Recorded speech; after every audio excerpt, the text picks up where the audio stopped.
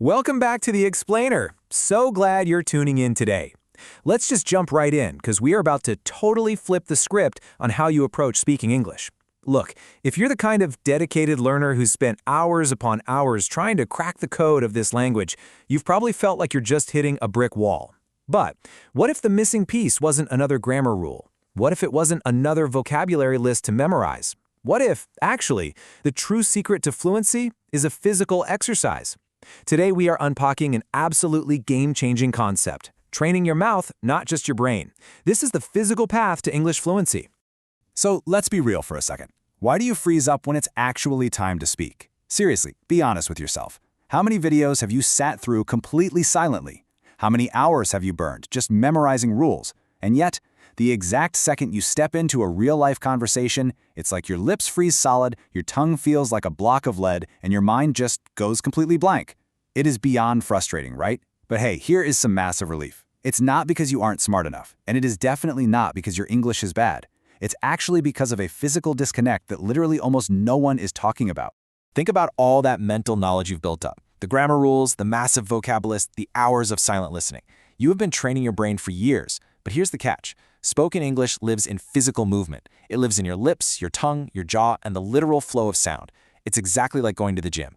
Imagine sitting there and reading 100 books on how to do the absolute perfect push-up. You know the exact form, right? You could literally teach a masterclass on it. But if you've never actually gotten down on the floor and done one, the second you try, your arms are going to collapse. Why? Because your muscles are weak. It's the same thing here. Your mouth is just so used to the natural rhythms and shapes of your native language. It simply hasn't been physically trained to move like an English speaker yet. And it all really boils down to this one core truth from the source material. Reading is knowledge, but speaking is movement. I really want you to burn this into your mind. We're talking about a total mindset shift here. We absolutely have to move away from that passive, textbook-style learning and step fully into active, physical muscle training. Because movement requires muscle memory, and muscle memory requires deliberate, physical practice. Moving on to Section 2, the playbook. The 5-minute daily training routine.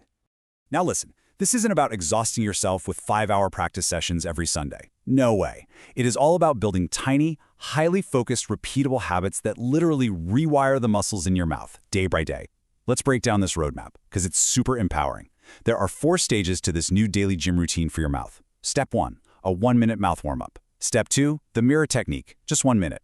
Step 3, shadow speaking for 2 minutes. And Step 4, the fluency loop for 1 final minute. That is the whole shebang, 5 minutes. Let's look at exactly how each of these works. Okay, so Step 1, get surprisingly physical. You've been speaking your native language all day long, so you literally have to physically shift gears into English mode. How do we do that? Well, you start with lip rolls. Just buzz your lips like a motorcycle for 5 seconds, and do that 3 times. Then do some tongue stretches, literally just sticking it in and out 10 times. After that, gently loosen your jaw by opening and closing it 5 times. And finally, the smile stretch. Hold a wide, exaggerated smile for 5 seconds and do it twice. I know it sounds a little silly, but it releases so much tension. It loosens you up and activates these tiny muscles you rarely use, making your spoken English sound instantly smoother. Right, so next up we have the mirror, the shadow, and the loop. For the mirror technique, you're going to look directly into your own eyes in a mirror and say one single sentence 5 times. This builds incredible speaking presence and completely crushes that fear of judgment. Then comes shadow speaking. This is where you grab a 5 to 10 second audio clip of a native speaker and you copy it instantly. You match their exact rhythm, their emotion, everything. Fun fact, this is exactly how babies learn language, through real-time reaction. Finally, we hit the fluency loop. You take one sentence and say it very slowly. Then say it at a normal, conversational pace. And finally, say it fast with all the words linked together. This is an absolute game changer for building comfort with natural speed. All right, Section 3. Speak like a native. Sound clusters and natural flow. Here's a brutally honest truth for you. You can have absolutely flawless grammar, but you'll still sound totally robotic if you don't understand flow. In textbooks, you read every single isolated word, right?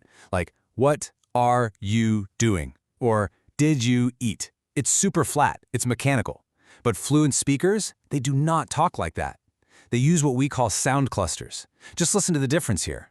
What are you doing physically blends into what you're doing. Did you eat smashes together into G-eat? Fluent speakers group sounds together so they just flow, almost like a piece of music. Once you grasp this concept, I promise you, your fluency is going to skyrocket.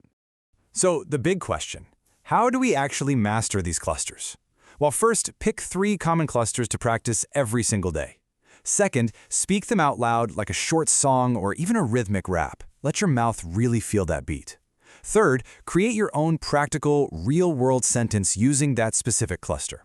And fourth, and listen to me, this step is completely non-negotiable. You have to record your own voice. Listening back to yourself provides that immediate, real-world feedback your brain desperately needs so it can adjust and improve. Just to get you started on this right away, here are 5 super practical phrases you should master blending today. What do you think? Let me help you. Give me a minute. I've got to go. I want to do it. Now, don't stress about forcing some fake, overly dramatic British or American accent here. That is not the point. Your goal isn't a flawless accent. Your goal is simply to blend those sounds smoothly so the words flow together as one continuous, beautiful unit of sound. Moving right along to Section 4, the brain and mouth connection, reprogramming your thoughts. So, you can train your mouth muscles all day long, right? But if the pilot of this airplane, meaning your brain, is completely paralyzed by fear, judgment, and overthinking, your mouth is still going to freeze up. That's because English is not a machine language. It's a living, highly emotional sound. People don't connect with your grammar rules. They connect with your energy. So, to bypass that fear in your brain, you've got to stop practicing like a nervous student terrified of making a mistake. Instead, start practicing like an actor preparing for a massive role. Really use emotion. Stand up, use your hands, let your whole body move. When you physically act out a sentence, your brain literally forgets to be afraid.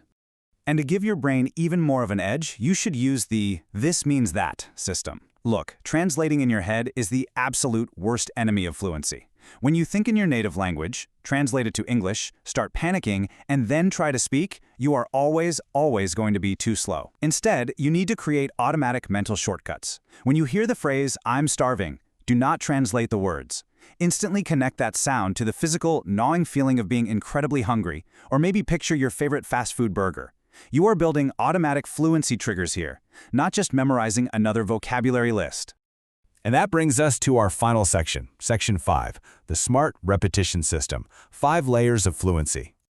Now, I do need to issue a quick warning right here. Repeating a phrase over and over again like a flat robotic parrot is actually going to kill your progress.